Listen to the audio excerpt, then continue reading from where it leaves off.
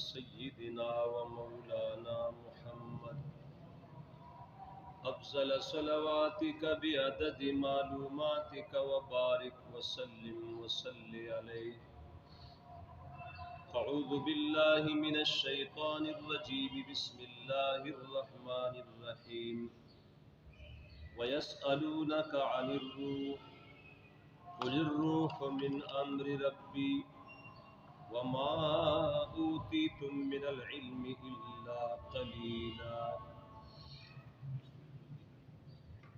سورہ بنی اسرائیل آیت نمبر 85.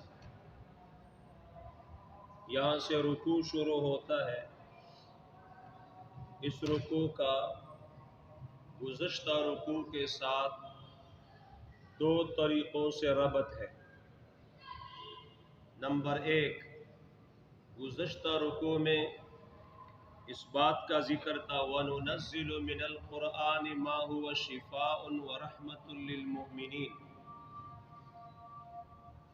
قرآن کریم کا بیان تھا اور قرآن کریم کے ذریعے سے حیات انسانی ہے. تو اب یہاں اس رکوع میں روح کا بیان ہے وَيَسْأَلُونَكَ عَنِ الرُّوحِ. دوسرا ربط یہ ہے کہ گزشتہ رکوع میں یہ فرمایا کہ وَلَا يَزِيدُ الظَّالِمِينَ إِلَّا خَسَارًا. قرآن کریم کا نزول ہوتا ہے اور جو ظالم لوگ ہوتے ہیں، مشرک اور عنادی اور ضدی لوگ ہوتے ہیں، ان کے خسارے میں اضافہ ہوتا ہے. تو یہاں اس رکوع میں اس کی ایک مثال ذکر کی جا رہی ہے کہ وہ لوگ مختلف قسم کے سوالات کرتے تھے اور پھر سوالات کے جوابات آنے پر پھر بھی بات ماننے کے لیے تیار نہیں ہوتے. یہ جو رکوع ہے اس کا خلاصہ کیا ہے؟ سوالات غیر متعلقہ سے احتراز لازمی ہے. یہ لوگ غیر ضروری قسم کے سوالات کیا کرتے تھے اور یہاں پر اصل میں یہ مکہ کے لوگ مدینہ منورہ چلے گئے. وہاں یہودیوں سے ان کی میٹنگ ہوئی. پھر یہودیوں نے ان کو طریقہ بتا دیا کہ جی یہ جو پیغمبر ہے محمد صلی اللہ علیہ وسلم، اس نے پیغمبری کا دعویٰ کیا ہے، تو اس سے کچھ سوالات کرو، اور 3 سوالات انہوں نے سامنے رکھے. یہ واپس آ کے مکہ مکرمہ میں انہوں نے سوالات کیے نبی علیہ الصلوۃ والسلام سے، اور یہ ہے کہ یہ سوالات جب نبی علیہ الصلوۃ والسلام مدینہ منورہ تشریف لے گئے تو وہاں پر اس قسم کے سوالات ہوئے. تو کوئی تضاد نہیں ہے، مکہ میں بھی سوالات ہوئے، مدینہ میں بھی سوالات ہوئے اور ان کے جوابات ان کو مل گئے. ایک سوال یہ تھا کہ جی یہ ذوالقرنین کون تھا. ایک دوسرا سوال یہ تھا کہ اصحاب کہف کون تھے، ان کی کیا حقیقت تھی. اور ایک سوال انہوں نے روح کے متعلق کیا کہ روح کیا ہے. وَيَسْأَلُونَكَ عَنِ الرُّوحِ. تو یہ جو 2 سوالات ہیں کہ اصحاب کہف کون تھے، تو اس کا تذکرہ تو سورہ کہف میں موجود ہے. نحن نقص عليك نبأهم بالحق انهم فتية آمنوا بربهم وزدناهم هدى. اور دوسرا سوال ذوالقرنین کے متعلق تھا، تو وہ بھی سورہ کہف میں ہے وَيَسْأَلُونَكَ عَنْ ذِي الْقَرْنَيْنِ قُلْ سَأَتْلُو عَلَيْكُمْ مِنْهُ ذِكْرًا. اور ایک سوال روح کے متعلق تھا، جس کا جواب یہاں پر ہے وَيَسْأَلُونَكَ عَنِ الرُّوحِ۔ اس میں لمبی تفصیلات ہیں۔ ایک تو یہ ہے کہ انہوں نے یہ سوالات کیے، نبی پاک صلی اللہ علیہ وسلم نے فرمایا کہ کل جواب دوں گا۔ معنی یہ تھا کہ وحی آ جائے گی۔ انشاءاللہ نہیں کہا، کل ہو گیا، 2 دن اور گزر گئے، 3 دن گزر گئے۔ ابو جہل ان کمپنی، ابو جہل اور ان کے ساتھی، ان کی طرف سے پروپیگنڈا شروع ہو گیا، ان محمدًا قد ودعہ ربہ، محمد کو اپنے رب نے بھی تنہا چھوڑ دیا۔ یہ بات بہت سخت ترین بات تھی۔ پھر نبی پاک علیہ الصلوۃ والسلام نے اللہ تعالیٰ سے التجا کی، تو رب العالمین نے سب سے پہلے تو سورہ الضحیٰ، اس میں نبی علیہ الصلوۃ والسلام کو جو پریشانی لاحق ہو چکی تھی، تسلی دے دی، فرمایا والضحیٰ واللیل اذا سجا۔ معنی یہ ہے کہ کبھی وہی آئے گی اور کبھی نہیں آئے گی۔ یہ ناراضگی کی نشانی نہیں ہے، جیسے کبھی دن کبھی رات، یہ ناراضگی کی نشانی نہیں ہے۔ تو کبھی وہی آئے گی کبھی وہی بند ہوگی، یہ ناراضگی کی نشانی نہیں ہے۔ دوسرے نمبر پر وحی بند ہو جانے کی وجہ بتا دی، جو یہاں پر موجود ہے کہ لا تقولن لشیء انی فاعل ذلک غدا الا ان یشاء اللہ۔ اور تیسرے نمبر پر تینوں سوالات کے جوابات سامنے آ گئے۔ اب جو یہودی تھے، انہوں نے مشرکین مکہ سے کہا کہ اگر تینوں سوالات کے جوابات اس نے بتائے تو پھر بھی یہ صحیح پیغمبر نہیں ہے، اور اگر تینوں سوالات کے جوابات نہیں بتائے پھر بھی صحیح پیغمبر نہیں ہے۔ عجیب منطق چلائی۔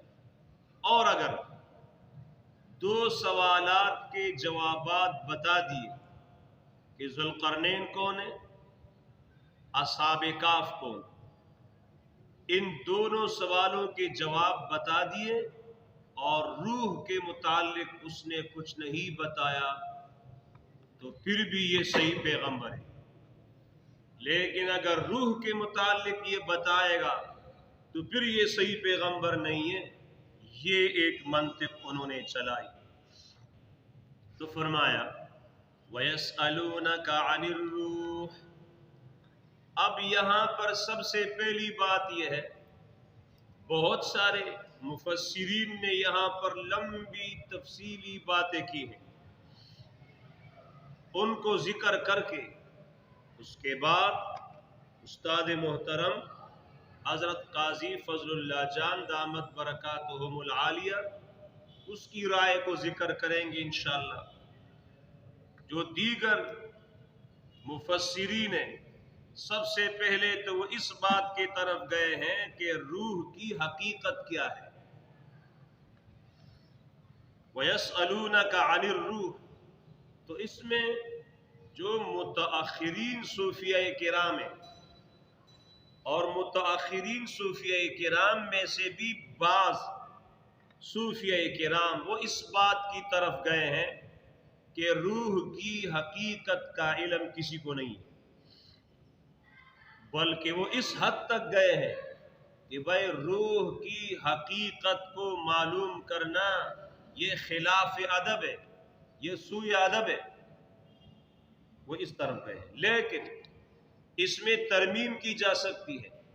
ترمیم اس طرح کی جا سکتی ہے کہ بھائی یہ تو کہہ رہے ہو کہ نہیں، اس کی حقیقت کسی کو پتہ نہیں ہے، لیکن اگر پیغمبر کو، رسول کو وحی کے ذریعے سے روح کی حقیقت معلوم ہو جائے، اور کسی ولی کو کشف اور الہام کے ذریعے سے روح کی حقیقت معلوم ہو جائے تو یہ کوئی مستبعد امر نہیں ہے، یہ کوئی بعید نہیں ہے۔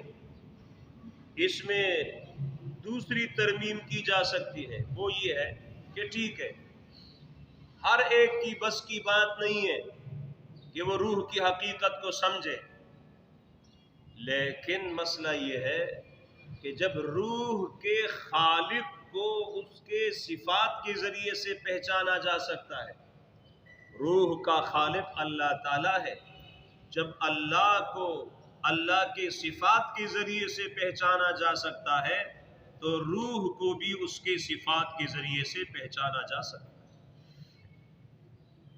یہ تو متکلمین نے یہ جو صوفیہ کرام نے ایک رائے قائم کر لی اور اس میں ترمیمات کی گئی۔ متکلمین کہتے ہیں کہ یہ ایک لطیف جسم نورانی ہے اور یہ اس طرح ہے بدن انسان میں جس طرح کے عرق گلاب کے اندر ہے۔ یہ متکلمین کی رائے۔ فلاسفہ کہتا ہے جوہر مجرد عن المادہ، یہ جوہر ہے اور یہ مادے سے خالی ہے، اور یہ جسم کے ساتھ اس کا تعلق کیسا ہے؟ نہ خارج ہے نہ داخل ہے، نہ متصل ہے اور نہ منفصل ہے۔ ایک تحقیق تو اس حوالے سے ہے۔ پھر دوسری بات یہ ہے کہ وَيَسْأَلُونَكَ عَنِ الرُّوحِ، ایک ہے روح اور ایک ہے نفس۔ آیا اس میں اتحاد ہے کہ اختلاف؟ مانا دونوں ایک چیزیں ہیں کہ الگ الگ؟ بعض لوگ کہتے ہیں کہ یہ ایک ہی چیز ہے، روح اور نفس ایک چیز ہے، لیکن دوسری رائے یہ ہے کہ نہیں، روح اور نفس الگ الگ چیز ہے۔ ان النفس طینیۃ ناریۃ، ان النفس طینیۃ ناریۃ، اور روح جو ہے اس کے متعلق فرمایا کہ نوریۃ روحانیۃ۔ یہ جو اوپر تفصیل گزر گئی کہ کیا روح کی حقیقت ہے کہ نہیں، یہ استاذ محترم شیخ سلیم اللہ خان رحمۃ اللہ علیہ نے کشف الباری میں یہ تحقیقات کی ہیں۔ اور ایک فرق نفس اور روح کے متعلق کہ یہ جو روح کیا ہے، نفس کیا ہے، تو ان النفس طینیۃ ناریۃ، الروح نوریۃ نورانیۃ، یہ فرق بھی انہوں نے کشف الباری میں ذکر کیا ہے۔ اور ایک فرق روح اور جسم کے اندر اور ہے کہ روح کیا چیز ہے؟ من الروح، روح کے ذریعے سے انسان میں کیا کیا پیدا ہوتے ہیں؟ فہمہ وحلمہ وسخاؤہ، اور اسی طرح ووفاؤہ، یہ ساری چیزیں یہ روح سے پیدا ہوتی ہیں۔ اور نفس کیا ہے؟ ومن النفس شہوتہ، اور اسی طرح وطیشہ وصفہہ وغضبہ، یہ ساری چیزیں یہ نفس سے پیدا ہوتی ہیں۔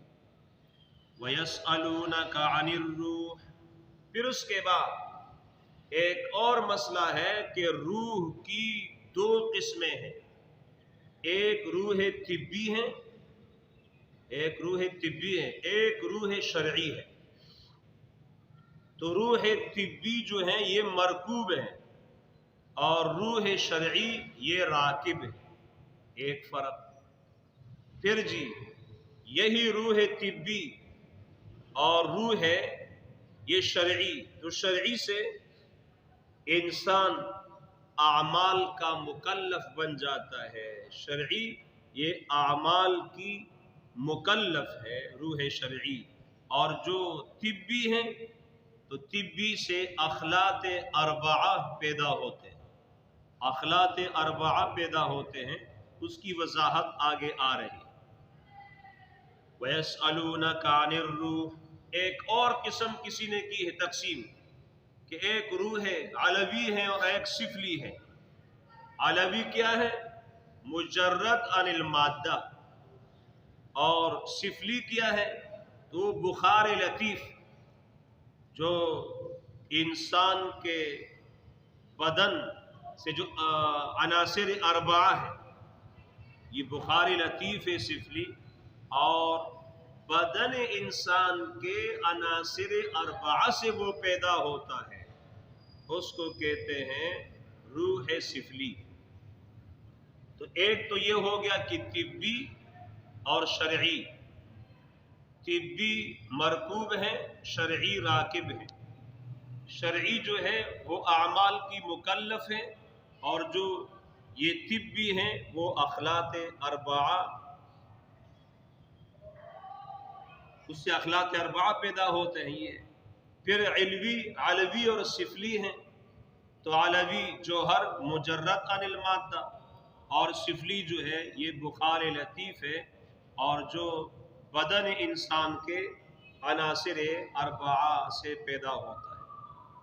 بعض نے تقسیم کیے حیوانی اور انسانی، کہ ایک روح حیوانی ہے اور ایک روح انسانی ہے۔ تو روح حیوانی وہی بخار لطیف ہے، اور اخلاق اربعہ، خون ہے، بلغم ہے، سودا ہے، صفرا ہے، اس سے پیدا ہوتے ہیں۔ اور یہ جو بلغم، خون، سودا، صفرا، اس کے اصل پھر 4 چیزیں ہیں، جس کو عناصر اربعہ کہا جاتا ہے۔ مٹی ہے، پانی ہے، آگ ہے، اور ہوا ہے۔ اور اسی سے جو علم طب والے ہیں وہ اسی سے بحث کرتے ہیں کہ جی یہ بدن جو ہے یہ صفراوی مزاج والا ہے، کہ یہ بلغمی مزاج والا ہے۔ تو علم طب والے اسی سے بحث کرتے ہیں۔ اور ایک روح انسانی ہے، یہ عالم سفلی سے نہیں ہے بلکہ عالم علوی سے اس کا تعلق ہے۔ پھر اس کی مزید تفصیلات جو ہے، یہ معارف القرآن جو ہے، یہ 2 معارف القرآن مشہور ہے، ایک مفتی شفیع رحمۃ اللہ علیہ کی، اور ایک مولانا ادریس کاندھلوی رحمۃ اللہ علیہ کی۔ یہ جو مولانا ادریس کاندھلوی رحمۃ اللہ علیہ کی معارف القرآن ہے، اس کے جلد نمبر 4 ہے، اس میں اس کی مزید تحقیقات اور تفصیلات وہ وہاں پر موجود ہیں۔ اور بھی اس میں لوگوں نے بہت ساری تفصیلات لکھی ہیں، لیکن استاذ محترم حضرت قاضی فضل اللہ جان دامت برکاتہم العالیہ وہ الگ تحقیق کرتے ہیں۔ اس کی تحقیق سے پہلے یہاں پر وَيَسْأَلُونَكَ عَنِ الرُّوحِ، اس روح سے کیا مراد ہے؟